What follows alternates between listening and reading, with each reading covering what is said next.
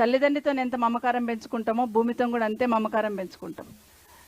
తరతరాలుగా భూమిని కాపాడి ఎన్ని కష్టాలున్నా ఓర్చుకొని పిల్లలకు అందించాలనే ఆలోచన చేస్తున్న సందర్భంలో నిన్న మిమ్మల్ని అరెస్ట్ చేశారని నాకు శుభప్రద నా దగ్గరికి వచ్చి చెప్పినప్పుడు చాలా బాధ అనిపించింది.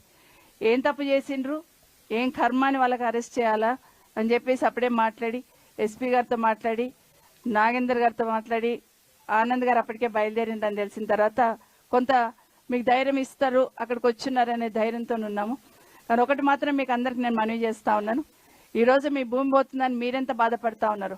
కేసీఆర్ గారు కూడా కేటీఆర్ గారు కూడా అదే నిన్న ఫోన్ చేసి అక్క మీరు ఒక్కసారి వాళ్ళకి పోయి ధైర్యం చెప్పిరండి, లేకపోతే చెట్టుకోరు పుట్టుకోరు అయిపోతారు. ఈ ప్రభుత్వం విడదీసి పాలించాలనే ప్రయత్నం చేస్తూ ఉంది. ప్రభుత్వము విడదీసి పాలించాలనే ప్రయత్నం చేస్తూ ఉంది. ఇష్టం వచ్చినట్టు అలైన్మెంట్ మార్చి రైతుల భూములు గుంజుకోవాలని ఒకటే ఈ ప్రభుత్వం పనిచేస్తుంది. దయచేసి మీరు కూడా వెళ్ళి రైతులకు ధైర్యం ఇవ్వండి, మనం ఉన్నాము, మన పార్టీ ఉంది, ఎంతవరకైనా వాళ్ళెంట మనం ఉంటామని ధైర్యం ఇవ్వండి అని చెప్పారు. మీకు అందరికి ఒకటే మనవి చేస్తున్నా, ఇప్పటివరకు ఎవరంతల వాళ్ళు ఇంతవరకు నడిపించున్నారు. కానీ ఇప్పుడు నా విజ్ఞప్తి ఏంటంటే మీరందరూ కూడా ఒక జేఏసీ ఏర్పాటు చేసుకోండి.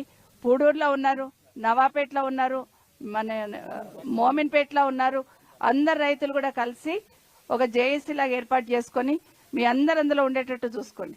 వీలుంటే మమ్మల్ని కూడా అందులో జాయిన్ చేసుకోండి, మా నంబర్లు కూడా ఇస్తాం, కావాలంటే మీరు అందులో యాడ్ చేసి ఒక జేఏసీ ఏర్పాటు చేయండి. మా నాయకత్వంలో మీరు పనిచేయడం కాదు, మీ నాయకత్వంలో మేము పనిచేస్తాం, మీ వెనుక మేము నడుస్తాం.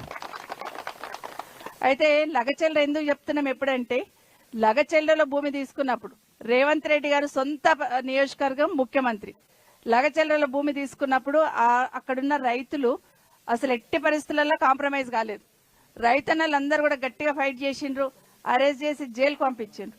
జైలుకు పంపిస్తే కూడా ఆ రోజు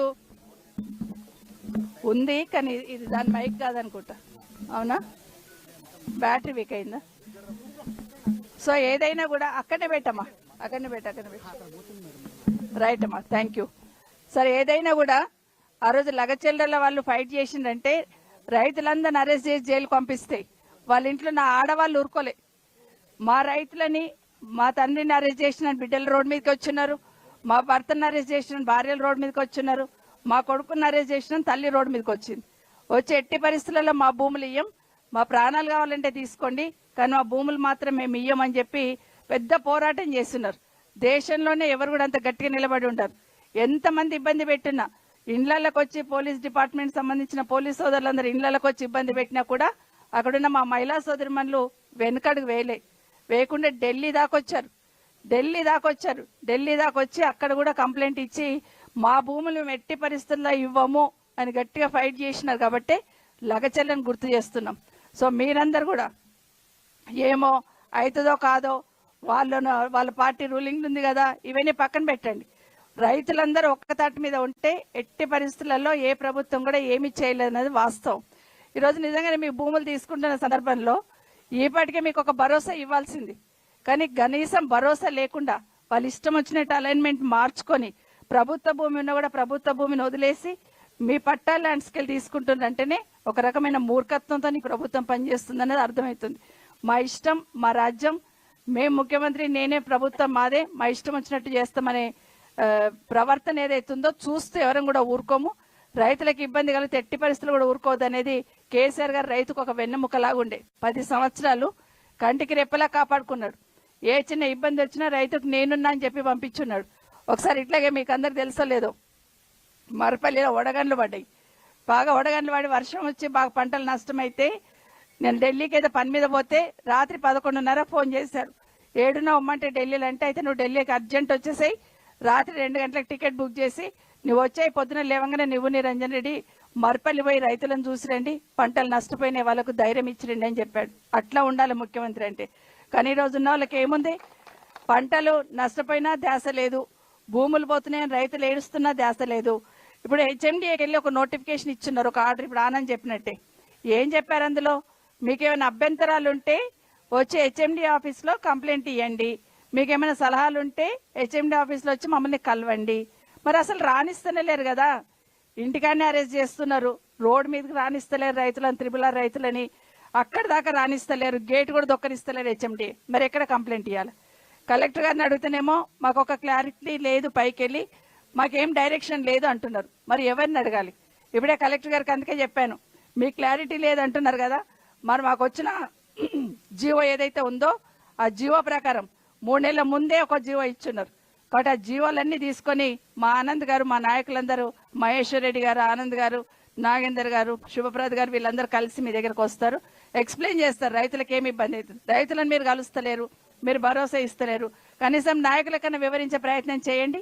మా రైతన్నులకు మేము అండగా ఉండే ప్రయత్నం చేస్తాం. అసలు మా భూములే వద్దు అని ముక్త కంఠంతో ఇక్కడ ఉన్న రైతులు చెప్తా ఉన్నప్పుడు, అరే మీ భూములు తీసుకుంటలేం బహాపటంగా వచ్చి ఒక్కరు కూడా ఎందుకు స్టేట్మెంట్ ఇస్తలేరు? ఒక్కరైనా స్టేట్మెంట్ ఇవ్వాలి కదా, బాబు మీ భూములు తీసుకుంటలేం, మీరు టెన్షన్ పడక. ఇప్పుడు ఈ తమ్ముడు చెప్తున్నాడు, మా నాన్నకు టెన్షన్ పడి హాస్పిటల్లో జాయిన్ అయినాడని. సో ఇట్లాగే ఎంతో మంది లోపల ఆడబిడ్డలందరూ కూడా మదన పడుతూ ఉంటారు. ఇప్పుడు ఆ తమ్ముడు చెప్తున్నాడు, కూరగాయలు వేసుకొని నెలకు మేము 10 లక్షలు సంపాదిస్తాము, అట్లాంటిది మా భూములని గుంజుకుంటున్నారు అని చెప్తున్న సందర్భం వింటా ఉన్నాం. మరి వీళ్ళందరూ ఎటు పోవాలా, ఏం చేసుకోవాలి? ఇక్కడ ఉన్న చాలా మంది యువకులు చదువుకున్న వాళ్ళు ఈరోజు వ్యవసాయం చేసుకుంటున్నారు.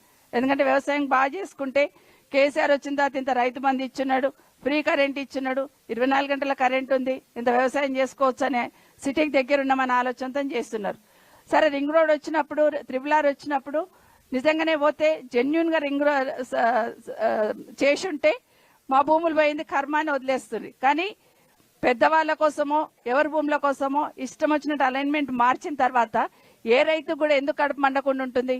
ఎవరి కోసమో పెద్దోడి కోసమో చిన్నోడిని కొడతా ఉంటే, చిన్నోడి కోసం పెద్దోడిని సఫర్ చేస్తే అర్థం ఉంది, కానీ పెద్దోడి కోసం చిన్నోడిని కొడతా ఉంటే ఏ రైతు కూడా ఎట్లా కలకలు ఉంటుందనేది ఒకసారి గుర్తుపెట్టుకోవాలని చెప్తూ, ఎట్టి పరిస్థితులలో వీళ్ళ భూములు తీసుకోవడానికి వీల్లేదు. ఒకవేళ భూములు తీసుకుంటే చాలా ప్రభుత్వ భూమి ఉంది అక్కడ ఇక్కడ. ఇప్పుడే చెప్తున్నాడు, పలానా దగ్గర ఇంత భూమి ఉంది మేడం అని. అక్కడ భూమికి భూమి ఇవ్వండి, భూమికి భూమి ఇచ్చి మీరు భూమి తీసుకోండి, కానీ అంతవరకు వీళ్ళ జోలికి రావద్దు, వీళ్ళ భూములు కూడా తీసుకోవద్దని ఈ రైతన్నలందరి తరఫున కూడా. స్వచ్ఛంగా, సహజంగా, పోషకాలు నిండిన SRK డైరీ పాలు మరియు పాల పదార్థాలని ఎంచుకుందాం.